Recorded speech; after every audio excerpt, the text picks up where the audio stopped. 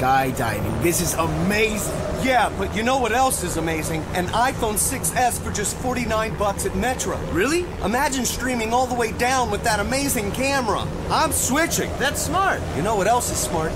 Parachutes. Switch to Metro and get an amazing iPhone 6S for only $49. Metro by T-Mobile. Phone offer requires port-in of number not currently active on T-Mobile network or active on Metro in past 90 days. See store for details and terms and conditions. Welcome to Life Transformation Radio. This show is all about life transformations and our journey from where we were to why we are doing what we are doing today. We will discuss the hiccups, the roller coasters, and the blood, sweat, and tears that has been poured out while discovering our purpose. It is all about our transformation. Here is your host, Sean Douglas. Welcome, everybody, to another episode of Life Transformation Radio. I am your host, Master Resilience Implementer, TEDx speaker, business positioning strategist, and author, Sean Douglas. This show is currently heard in over 63 countries, such as the U.S., Canada, Australia, New Zealand, Sweden, Norway, France. So I want to thank you to those who are listening from wherever you are. Life Transformation Radio is all about our transformation. Here is where we tell the stories of why we're doing what we're doing.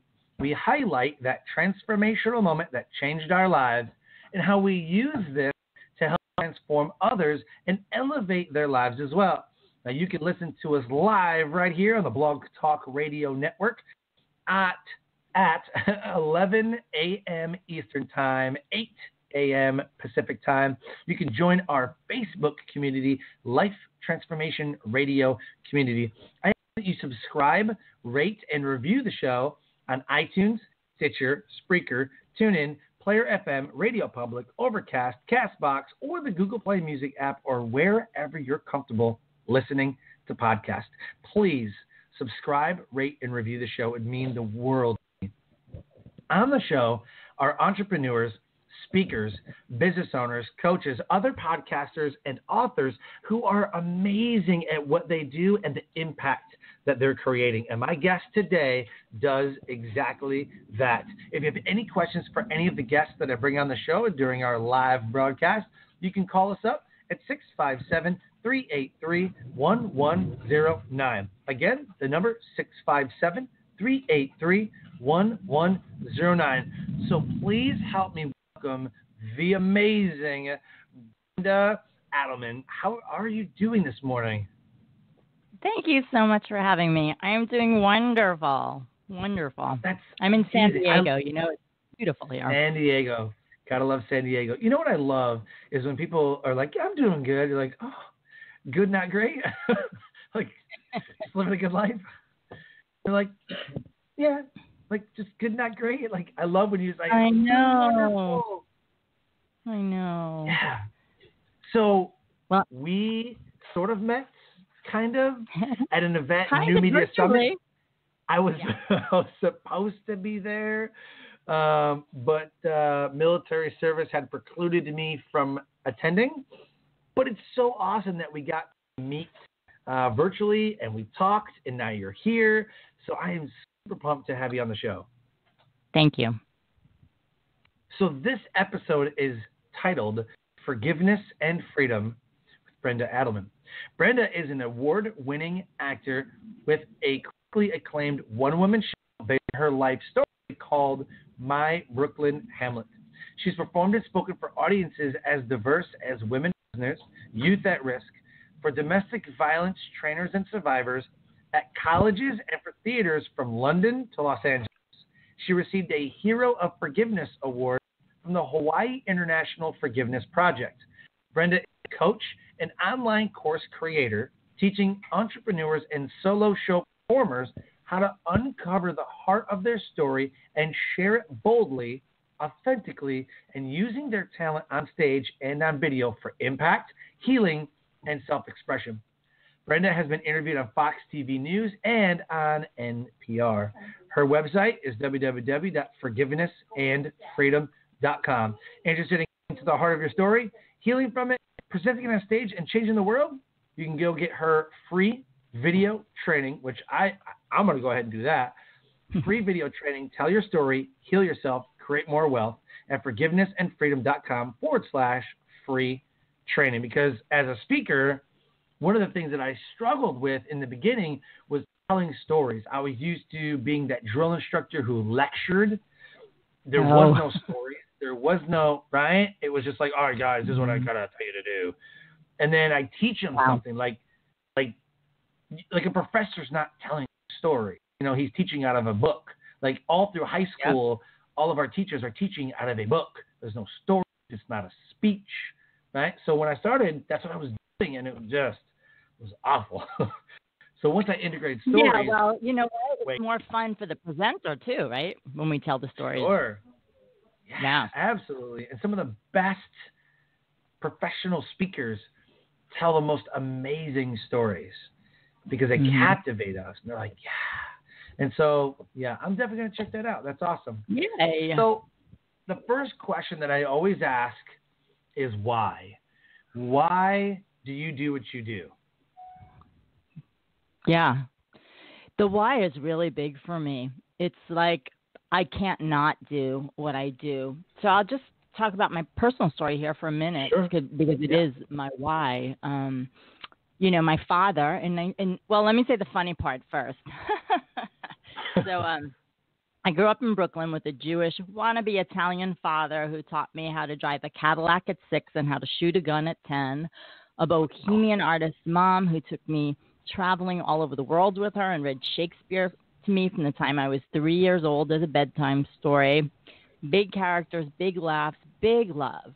And then in 1995, my father, who I adored, shot and killed my mother and then married her sister. Whoa, so, no way. Yeah. So this is what thrust me into my big why in why to live. Well, if I want to live, how do I thrive instead of just survive? And then I was an actress at the time that this happened, and I started writing my story, never thinking I was going to present it because I was so filled with shame and things like that. And then I put it up in an acting class, and instead of getting the judgment and the shame, you know, it was just a moment of me having to be real. I got 100-person standing ovation, and I got people sharing with me things they were ashamed to talk about or wanted to let go of, and that's what gave me the impetus for me to continue writing that short piece into stage presentation into a one-person show that I perform.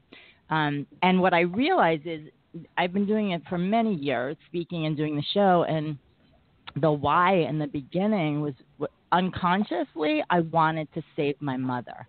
And what it meant, obviously I couldn't have saved her, but I wanted to save people in the audience who were possibly in domestic violence situations or people who felt like, you know, they had low self-esteem from how they grew up. And that's still the why behind everything I do. And I pivoted into teaching people how to tell their own stories because it was so healing for me first to put my story down on the pages of my journal and then to present it, and specifically in a one-person show, which I teach, or those elements into a speaking engagement. It's so healing to jump into the character of my father, to be, you know, because as a good actor, you can't play someone only as a villain. So my why is, I don't know, to heal the world, really. It's big, and I pull it back.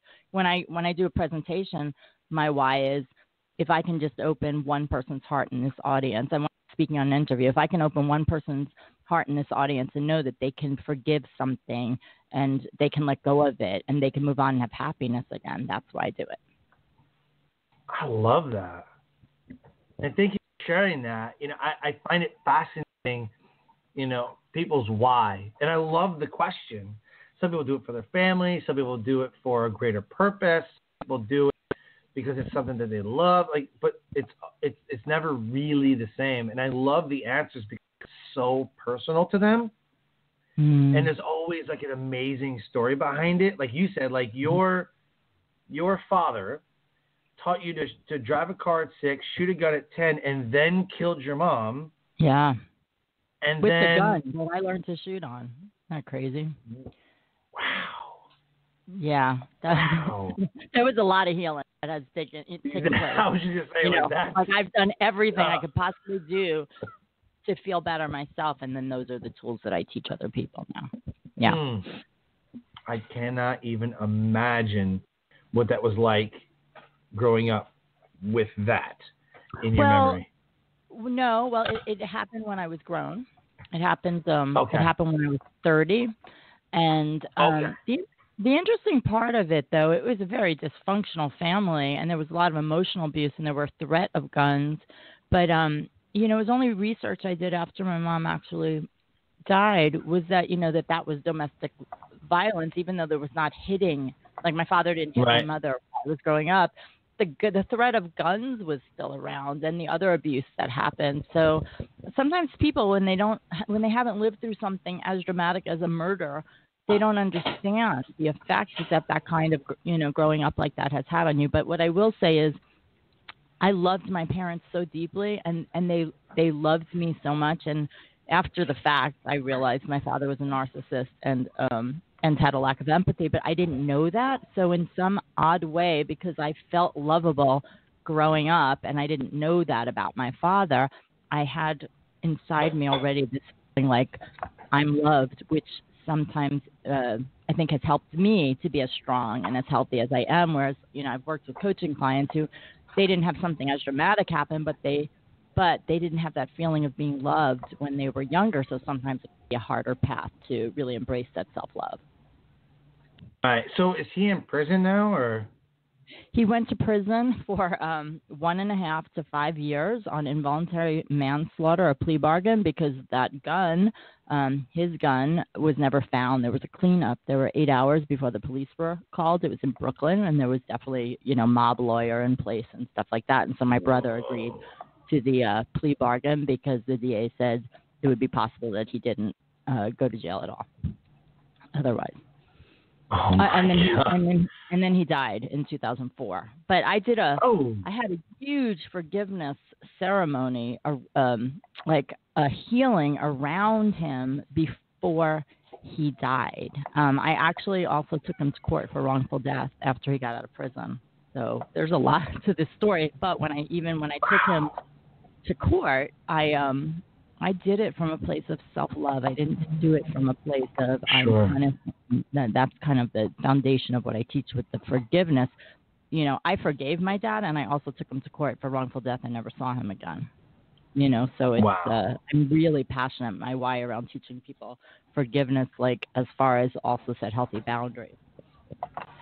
That I'm blown away because I'm thinking there's so many times, whether I'm in the military or things that I've seen things that happen, and how can you forgive them?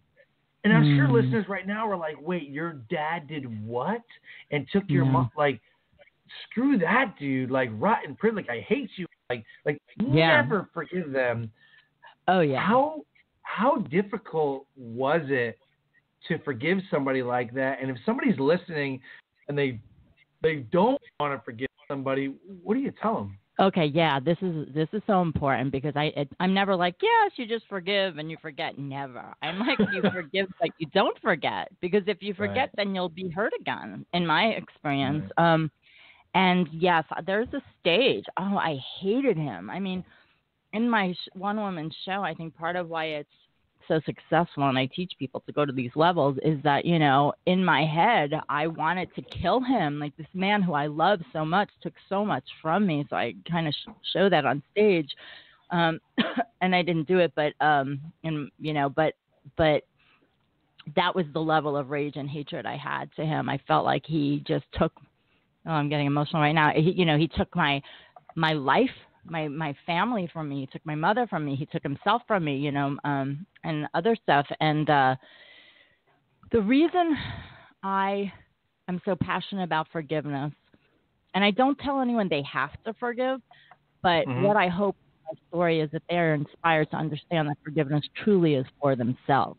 You never have to have the person in your life again, but it was this moment of realizing that while I held on to my hatred toward him. I wasn't actually pushing him away. Like, sure, I wasn't seeing him in my life, but he was so alive and vivid in my head.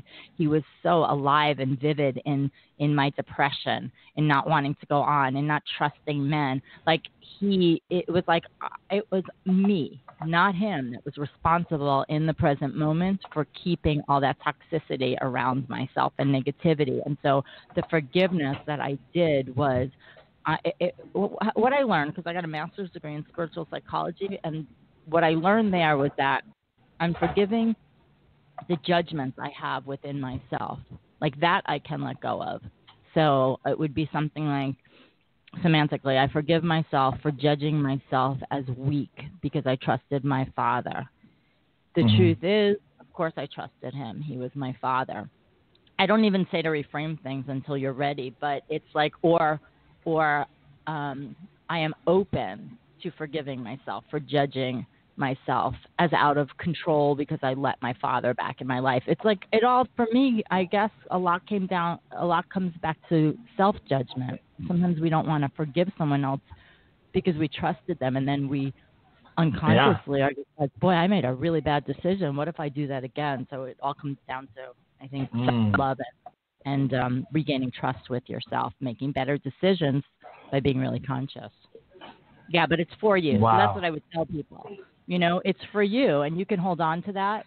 And there's a place for, like, extreme, like, I'm cutting that person out. And if you stay like that, you're hurting yourself. Oh, for sure. Yeah.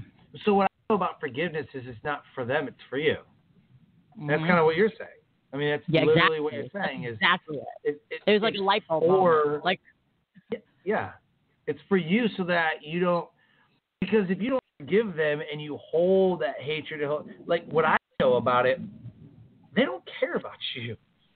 Exactly. They don't care that they hurt you.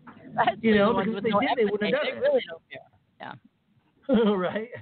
Like they don't care. Oh, that was a big awareness for me too.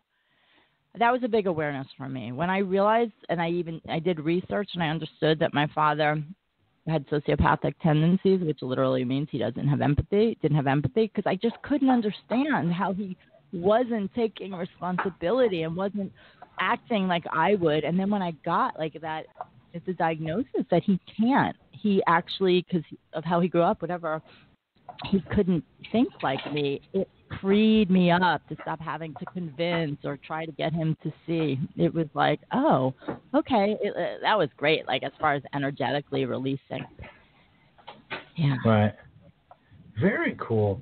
So would you say that this whole moment, this whole thing that you went through was a transformational moment in your life, or what is a transformational moment in your life that then put you on the path to what you're doing now?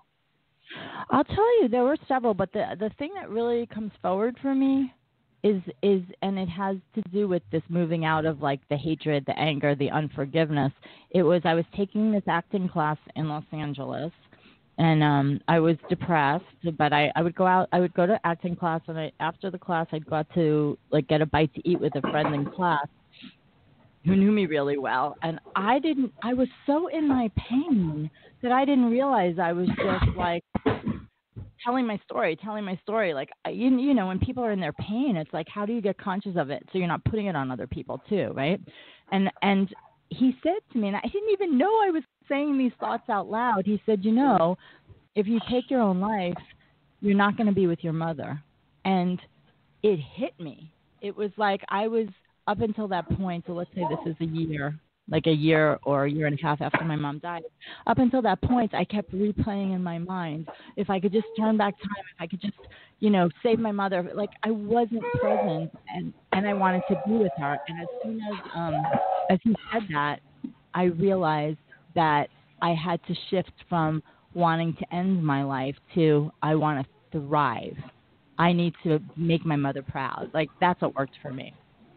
So that was transformational without having any idea that I would ever help other people or teach other people. It was more like, it's time for me to thrive and get in the present moment. Wow. Very cool. You know what I like about that is I can resonate with that wanting to take your life feeling, right? Because it hurts a lot.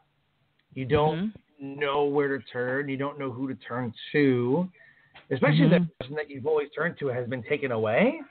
Like you feel lost. You feel empty. Yep. And you're just stuck.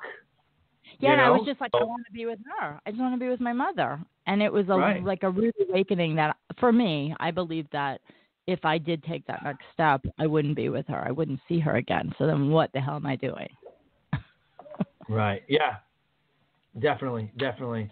So how have you used your why and used those transformational moments to then elevate the world around you and inspire people to live a forgiving life and become a forgiving person? You know what? I realized the other transformational moment. So that was the first moment. And then the other moment was I was sitting in that acting class and I was like looking at my life and I'm like, oh my God, everything happens for a reason. Here I am, an actress. I've studied Shakespeare. My mother read Shakespeare to me. My life is like Shakespeare because in Hamlet, his father is killed by his uncle and his uncle marries his mother. And in my life, my father kills my mother and then marries my aunt. And I was like, oh my God, somewhere in history, in literature, someone lived through something like I did. I'm not alone. And then I was able to, then I was an actress. I was able to write my story from a journal into a scene on a page.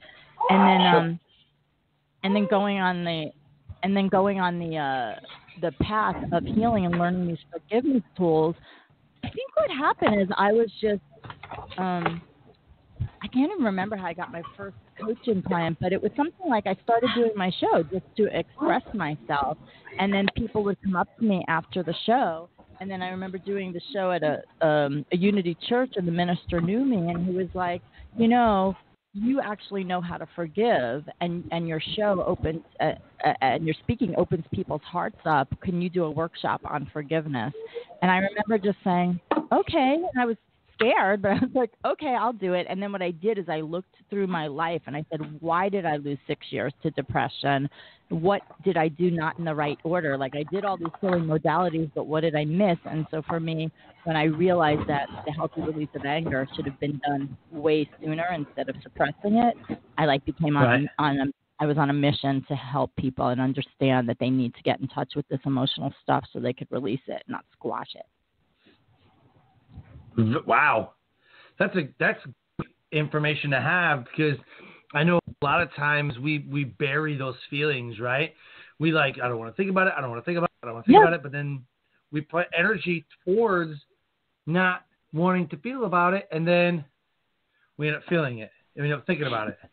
Yeah, and it ends up leaking out toward other people. Like that anger we're trying to suppress, it ends up, people who don't deserve the anger in our life currently get it, or I say lash in, because that was more of what I would do. It's like, well, there's all kinds of addictions people do because they don't want to feel it, where the key to feel it, the key is feeling it, expressing it in a healthy way, like, free-form writing is something that I tell people to do, just emotionally get those emotions out of your head onto the pages of your journal. But what's important in that technique, you do not ever reread it. It's literally just getting that energy out of your body, set it on fire, healthy, get it out of your house, in a safe way, and then, it's done. Instead of, suppressing, and then it pops up. Yeah. Yeah. So what comes to mind, that my TEDx talk has a scientific research study in there called the white bear phenomena. And the white bear phenomena, they tried everything. They tried cars, trains, trucks, trees, beds, houses, people, always. And for some reason, a white bear stuck in people's minds more than anything else. So they tried a bear.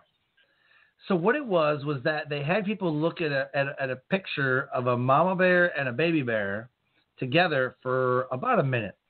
And then they said, okay, now close your eyes. And what I don't want you to think about is that white bear. You just studied that white bear. I do not want you to think about that white bear. Whatever you do, do not think about the white bear. Do not think about the white bear at Don't even think about it, not even a little bit. Don't think about the white bear. Don't think about the white bear. Don't think about the white bear. And they did this for another minute, and they tried it with everything. And for some reason, that white bear stuck in their mind.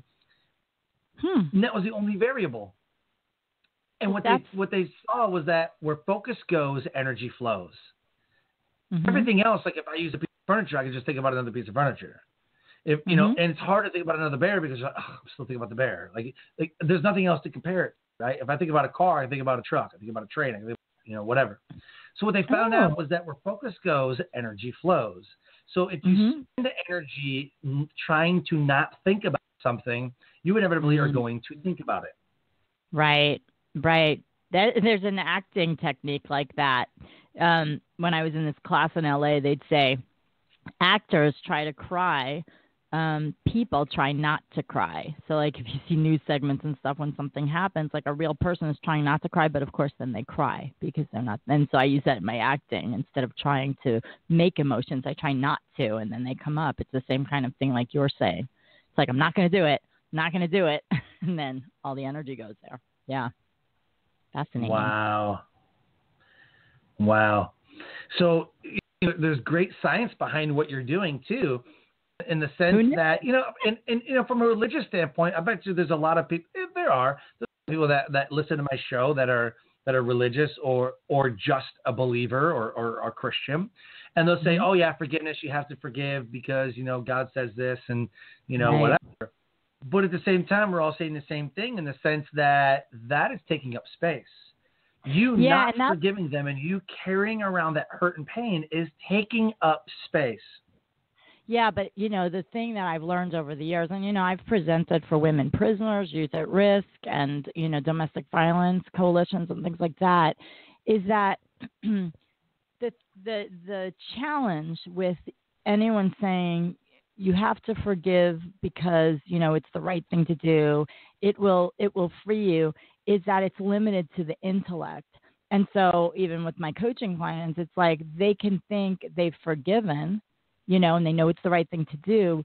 And then all of a sudden they get upset again. Like, let's even just use an example. Like if someone's in a relationship and their spouse cheats and they think they've forgiven, but then, a year later and they're all triggered again. And then what happens is people get mad at themselves because they're like, oh, I thought I forgave and I didn't forgive. But it's really just, like a peeling of an onion. It's the next layer. It's another layer of healing. And what I say, I think sometimes people don't want to address the stuff is because they're afraid that instead of using that as a call to love, like you just have another layer of healing. Just love yourself more through it. People beat themselves up, and I think that's why they don't do the work. And then the other thing is, if it's intellectual, it's not really healing. Everything happens on an emotional level. And so I can say, and this is what I did the first year and a half or so with my dad, I'm going to forgive him. I know that's the right thing to do. I won't see him because I can't, because I get pulled right back into everything, but I'm going to forgive him. But the truth was I hadn't really forgave him. I believe you have to go into that feeling in your body. You don't even have to talk about it sometimes, but you have to go into that feeling in your body. Although I did everything. And the thing that really unlocked stuff for me, I did a 2-year master's program. I healed a level of my anger toward my dad there for sure. But then after I got out of there, I took a course at Church of Religious Science in LA, got another layer of healing, the ceremony of release around my father there. And then I took an in-person anger release workshop that it took me like a day to even get to the fact that I had more anger in me. And that was like primal screams. I didn't even know they were there because, the way society is, we're often taught to just kind of suppress, kind of just, I didn't know. And the only reason I opened up is because I was in an atmosphere with other people who were really opening up, and it loosened something up in me. And that's what, a great coach does. That's what a great teacher does, a place where other people are so honest. And it was like so healing to get that out of my body. But we're so conditioned, and I don't know about with men, but women are certainly conditioned not to express their anger. And so, I considered myself a nice person. So I'm like, well, I'm angry, but it's like I didn't even know how angry I was. And when I let that out finally, it was like there was so much inner space that was allowed to be filled up with creativity and falling in love and, all kinds of things. But yeah, people suppress it, or they just, they say the words, but everybody knows when they're in their quiet time at home, if they have those negative thoughts that are like, why did that person do that? Or if they're completely like busy so that they don't ever have to think about it. Right? Mm-hmm. Yeah, no, I 100% agree with you. So as we're talking about the forgiveness, there is somebody listening right now who is dealing with something and they want to hold on to the pain and they want to hold on to the hurt. I never understood this.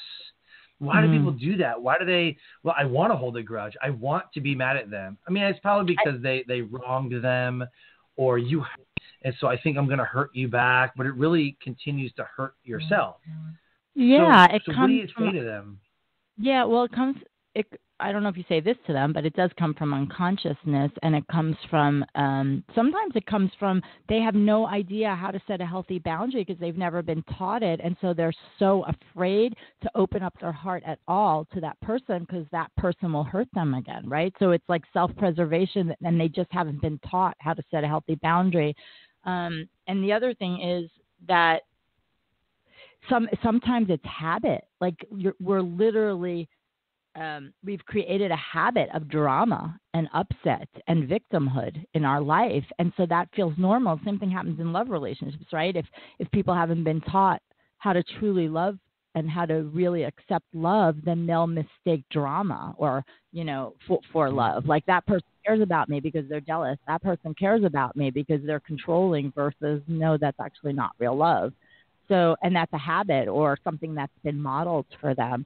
So the other thing is what I would say, and what was life changing for me was Eckhart Tolle's book, The Power of Now. As far as that emotional body, emotional pain body, it's like, well, you hurt me, so I'm gonna hurt you, and I'm not gonna stop until I hurt you back. And by the way, closing our hearts down to someone is also hurting someone often, because that was my thing. It's like in my life, I would just shut my heart down. And then in my old relationship of 13 years, halfway through, I was like, oh, I could see how that's being a bully too. Like I so didn't want to identify as a bully, but like shutting our hearts down is also acting like that. So, I mean, there's so many layers to this, but what happened was I realized that growing up in a household, like I did what I got, part of my training was like, if I was upset, well, I was going to tell my partner, whoever I was going out with, everything. They had to understand everything they did wrong and why I was so upset. And of course, that's not their responsibility. It's like growing and taking radical responsibility is where the freedom is. But I didn't have those tools back in my 20s or something like that. But it was like all of a sudden, if I expressed myself and then the pain body almost jumps to the other person, and then I would feel okay. But the other person wouldn't feel okay. And so it's like literally that book changed my life because I'm like, oh, that pain body is my responsibility. And how can I love it? It's always loving myself more. How can I love myself? How can I know that person is not responsible for my happiness? I'm not upset because of them. They may have done something, but how I take it is my responsibility. And I can set boundaries and things like that. So that, yeah, it's that emotional pain body. They don't realize they're hurting themselves. Hurting themselves by holding on to that. Yeah. And taxing people that for some reason want to, do that dance. Yeah, absolutely. So for the listeners listening, anything resonates with you or you're unsure about the forgiveness process, you can dial in 657-383-1109. Call in, talk to me, talk to Brenda, 657-383-1109. Somebody right now is listening to our live broadcast that they need to forgive somebody, but they haven't. And I keep going back to why people don't forgive. And I don't know if you've seen this movie, but the Imagine movie that came out earlier this year. Oh, no. You haven't seen that? Okay, so this Christian song by No Mercy, I Can Imagine. And it was a huge popular movie this year And it's hard because he's an abusive father, and I mean, really, really physically, emotionally, mentally, verbally, like everything, like abusive. The mother runs away. He just grows up, and he wants to, please his dad. He plays football, but he ends up getting hurt. So disappointed. He becomes a musician, a singer, like all that stuff. And what he finds out is he went to a camp. Wait, for some reason I'm having a hard time hearing you. It's popping. Okay. Can you hear me? It's kind of popping in and out, but hopefully it'll get better. Yeah. How's that? Is that better? Yes, that's better. Okay, perfect. So he goes to this youth camp, and he writes this book, like, who are you going to forgive? And one of the things that they're talking about is, who are you going to forgive? I choose to forgive. And he's looking, and he starts to write the D for his dad, but he stops and just shuts his book. He never forgives him as a kid. And then he goes through his whole life, like everything that's happening. He just goes through his whole life, hating his dad and never having a relationship with him. And then his dad comes down with pancreatic cancer. Mm-hmm. And then he goes back into his old room, and he's looking through all these books. And his dad is asking about God, and he's trying to mend the relationship, and he has so much hatred in him towards his father. He goes into his room, he's looking at his books, and he says, "Today I choose to forgive," and it still has like the portion of the D. He finishes it. He writes Dad. Oh.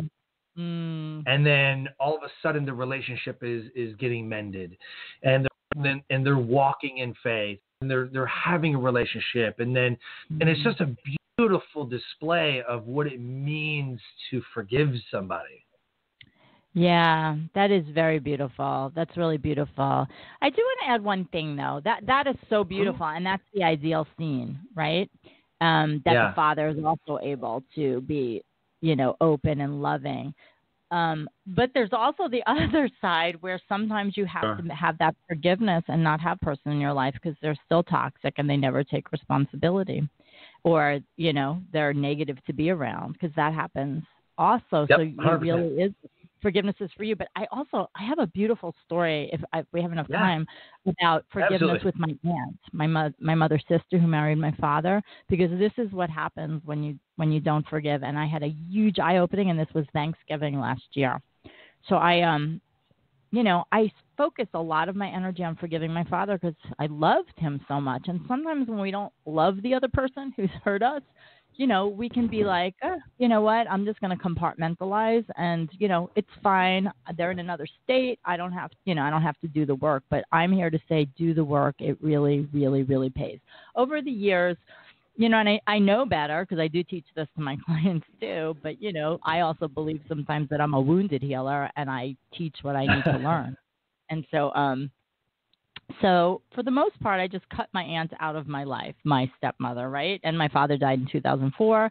And by the way, we won a $2 million judgment against my father for wrongful death. And my father and my aunt skipped town and moved to Florida and hid their assets. So we never collected that. But I felt like I forgave my dad. When I thought about him, my day wasn't wrecked. I would be in the loving. With my aunt, I never really thought about her. But from time to time, there would be people in my life that would remind me of her, and I would get all triggered. And so I would do a level of healing and forgiveness around her. But I didn't really do the work. That's what I mean by sometimes we do this spiritual bypass or mentally do it. So what happened was Thanksgiving last year. Let me see how I can condense this story. I hadn't spoken to her. I hadn't spoken to her son in many years because I saw him, my cousin, as someone who took sides and forgot about my mother and all this stuff. And his son was visiting her, my aunt who married my father, her sister, my aunt who I'm close with. And he gets on the phone with his father for Thanksgiving, and I'm like, I want to speak to him. I didn't even know what came over me. I hadn't spoken to him in 20 years or whatever, and I had anger. The last time I remember him was kind of being in court and him being on one side of the court and in the room and me being on the other. And he puts me on the phone with him, And instead of me saying, I can't believe this and I can't believe that, what came out of my mouth was a Thanksgiving story from like 30 years before or 25 years before, when my mother and I had a car accident on the way back from my aunt's house. And my cousin came and picked us up and brought us to the hospital, and he was like a hero. So that's the story that came out. Like, wow. And literally, like 2 days later, my aunt, who had Alzheimer's and was poor, I don't know the whole story really, she died. Out of nowhere, she died. And so my aunt I was close with called me. I was on a conference in LA driving back to San Diego, and she says, "Oh, she died." And I'm like, "Oh, whatever," right? The good forgiveness coach that I am. And then all of a sudden, I had this vision. Oh my God. It was my mother on the other side came like in my inner vision and started welcoming her sister over to the other side with open arms and with love, welcoming my aunt who married her husband, who like moved in with my father, let him move in with her a month after my father shot and killed her. And my mother's spirit was just like loving her sister and welcoming her over. And I started sobbing, and I was like, I've been holding on to this self-righteous anger, and certainly anger my mother toward her sister for all these years unconsciously. And it was like something broke open in me as far as a level of my body, my neck calming down, like everything was calm and open. And so that was, despite all the work I've done, all the work I teach, there was another layer of just opening and letting go. Yeah. Wow.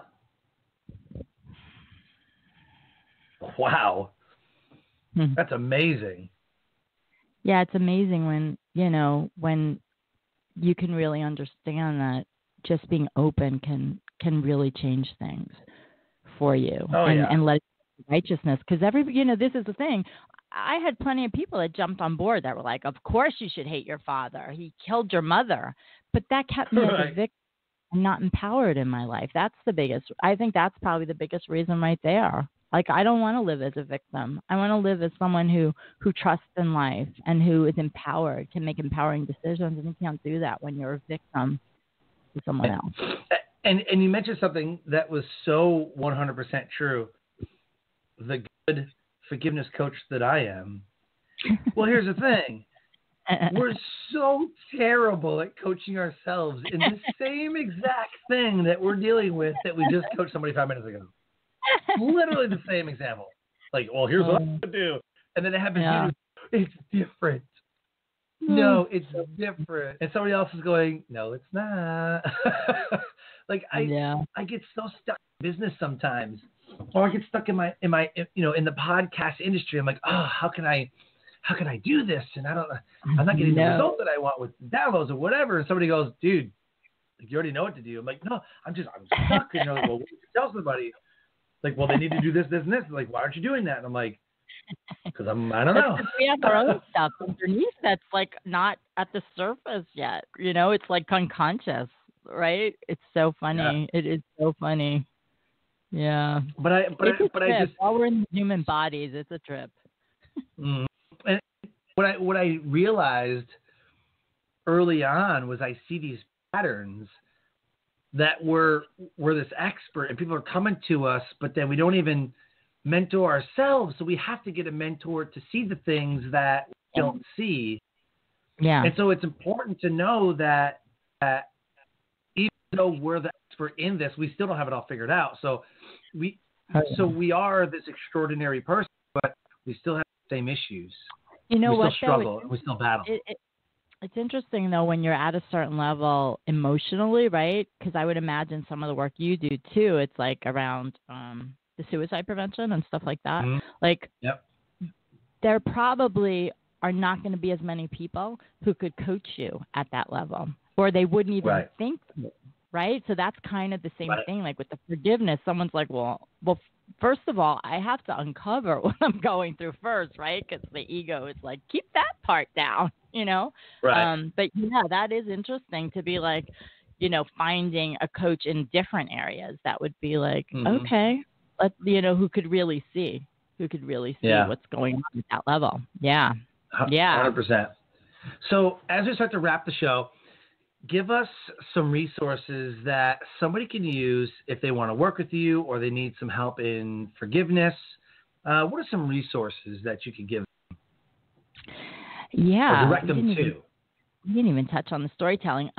Well, there is the free training, which includes forgiveness, and it includes. Let me look at what's here. That was about the storytelling. I have a Kindle book that has my 3-step forgiveness process, but I don't have the link. But I have a Forgiveness and Freedom fan page or business page on Facebook. Sure. So that's great. And I literally just started a group on forgiveness as well in there. And of course, I'm always on Facebook, so that's a great way to connect with me if you have any questions. And I guess that's Brenda Adelman and the page Forgiveness and Freedom. And for those people interested in storytelling, in addition to that free training, I have a group on Facebook, a free one called The Naked Storyteller, because everything for me is about being raw and vulnerable, but also feeling safe when you're like that. I love it. So let's talk about the storytelling, and we'll close the show with this. So talk about how you get people to tell their story and heal yourself and all that. Like, what's the story behind that? So the story behind that is that I started writing first journaling, and then some poetry came out, which one of those poems became the centerpiece for what is now my critically acclaimed one-person show. But over the years, because I've been doing it for a lot of years on and off, is that the work was so emotional that even though I'm a trained actress and people would laugh and cry, I would take off. People do this with writing books all the time too. They start writing, and it happens with shows, and then it gets too emotional, so you just stop. You go in the other direction instead of really going with your passion. And so I realized I'd take time off. Like I said, I got a master's degree in spiritual psychology, and then I'm like, okay, how do I apply these tools of self-care so that I can go to those deep places, those dark places, and not feel horrible? Because I would do, the first time I put my show up, it was successful, and then I'd go home and be miserable because I was still dealing with the stuff with my father and not conscious. And so that's why every time I'm teaching about storytelling, I'm also teaching the healing tools to get through everything, to really explore, go deeper, and have those boundaries also, where you don't have to give everything to your audience. There are certain things you can just keep for yourself, but I do encourage people to go for it. Like the client Pamela with a one-person show, and her brother, she just didn't want to do her brother in the show because of the dynamic of their relationship when they were younger, and she was still scared. It's like we give power over to these people, but we're not kids anymore. And I encouraged her a lot to do that character in her show, and it's like one of her most fun characters now. And she had the courage to do the show in her hometown. She's done it actually all over, and he was in the audience, and you know what it did, and I knew it would happen because I've done my show in front of audience members. It changed the dynamic of her family. It changed the dynamic of her relationship with him. His kids were so happy that she did that, and because I don't teach people to vilify anyone in their family, but it also restored the balance where she took her power back from that relationship. So whether people perform on stage or they write their show into like a their story into like a one-person show format without performing, it's so healing. Because like I said in the beginning, it's like I'm playing my father. I can't play him as a villain, or I'd be a really bad actor. I can't write him 100% as a villain. So I got to understand him more, like that this was a man who, despite what happened, he had dreams, he had expectations that weren't met. It like helped me have compassion in some way, and I'm still true. Like, he was a scary character at times. I'm true to that when I'm playing him, but I'm also not playing him only as that. So that's what, and so it's about bringing the vulnerability, but also when people are telling their own story, sometimes they don't know how to craft it in a way that's compelling because they think they're telling people the important things, but it's in their head. So it's all that skill that I'm. It's like, well, don't include everything. Don't repeat things. It's all things I learned. Like all the mistakes I made, I teach people so that they don't have to waste all that time, and they don't, they kind of have a clear map for that. And then the messaging, is the most important thing. 100%. I love it. Awesome. Well, thank you so much for spending time with us today. It's been amazing. Thank you so much for having me. I really, really, really appreciate it. Oh, absolutely. So give us one nugget of knowledge that will motivate, transcend, and inspire someone to take action today. It is that you're worth it, that your story is important, and your version of your story is important. So, and if you've never written down your story, write it down just for yourself. That's the first step, because you need to witness what you've been through so that you can pour compassion into yourself. Yeah, that would be it. Awesome. Thank you so much, Brenda. You've been an amazing guest. Thank you so much for your time and energy. Thank you so much. Thank you. Thanks for having me. Life Transformation Radio listeners, an amazing guest doing amazing, amazing things in the world. Join her free video training at forgivenessandfreedom.com/free training. If anything resonated with you, please look her up on social media. Brenda Adelman. She is absolutely phenomenal at what she does. And if you're struggling with forgiveness, she is one that you need to talk to. Go to www.forgivenessandfreedom.com. I also ask that you please subscribe, rate, and review the show so that we know how we're doing. We get the message to those who need it the most. So as we close, I always say, live your brand. Find opportunities every day to live out the core values that you hold in your heart. And I call this living your brand. So until next episode, have a great night.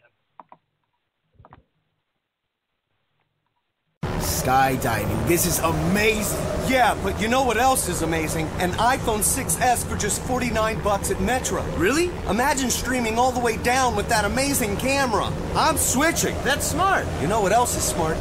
Parachutes. Switch to Metro and get an amazing iPhone 6S for only $49. Metro by T-Mobile. Phone offer requires port-in of number not currently active on T-Mobile network or active on Metro in past 90 days. See store for details and terms and conditions. Skydiving. This is amazing. Yeah, but you know what else is amazing? An iPhone 6S for just $49 at Metro. Really? Imagine streaming all the way down with that amazing camera. I'm switching. That's smart. You know what else is smart? Parachutes.